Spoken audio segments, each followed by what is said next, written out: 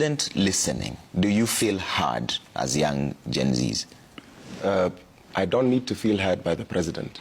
Okay. I need the president and government in general to do what it was appointed to do. We did not appoint them to listen. We would have selected them to be podcasters if we wanted a listening ear. A broad-based government is a word salad by the president to try and obfuscate the truth of what it is that they're doing.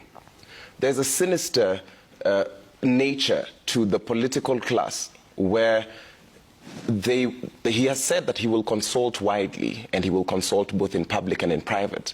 And the president has shown an affinity to love to consult the clergy and the political class in public, but consult the youth in private. That is why the youth end up in cells, they end up showing up in swamps, dead.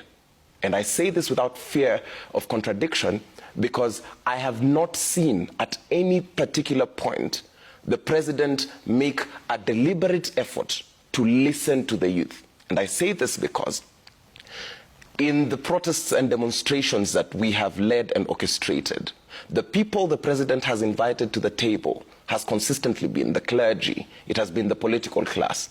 And that shows me that they are just trying to find ways in which to divide us. They have consistently infantilized this movement. That is why they insist on tagging it the Gen Z revolution. While this is a Kenyan exercise, that's why they've insisted to call us our children. They've insisted to go the route of appealing to us from a parental angle, refusing to acknowledge the fact that this is a political undertaking that we are doing.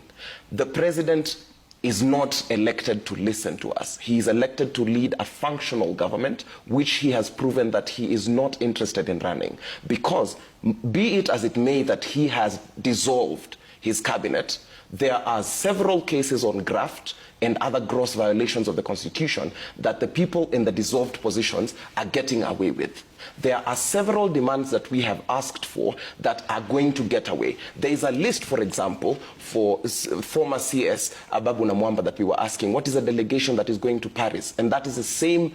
The person who's coming in next will have to account for it, because we have decided that we will hold this particular government accountable. Yeah. So we did not, it is not a matter of listening, it is a matter of good governance. Yeah. And there we do not, I personally do not have such great faith in the current ruling class and by extension the president. But he had an X-space with the Kenyans. Under what circumstances? And also he's called for a multi-sectoral forum starting next week from Monday to Saturday. The X-space was a knee-jerk reaction after we lost several lives.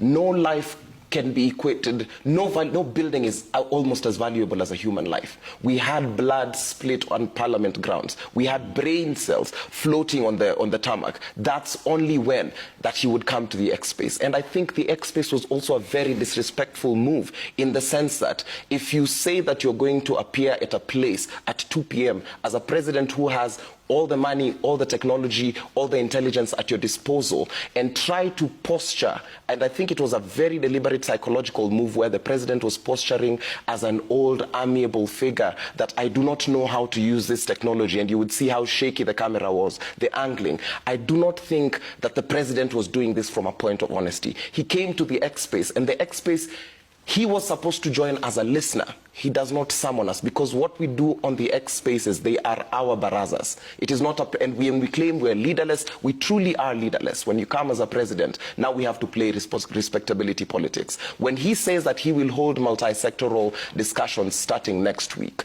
he has consistently shown that he is not interested in the voice of the masses. And I say this in confidence that the youth is the majority of the population of the country. He has not shown goodwill, because when we say that we want to demonstrate peacefully, when we say that we want the war on graft to be cracked, he does not honor those. We have proven time without number that we can be peaceful. But the directives that the policemen have seem to be very contrarian to the kind of nature of the youth that we have in the country. Okay. So as much as it might seem that he is making steps, he is making baby steps in the wrong direction. If you zoom it out and look at it objectively, the president, I insist, is making these moves out of self-preservation and not the goodwill of the country.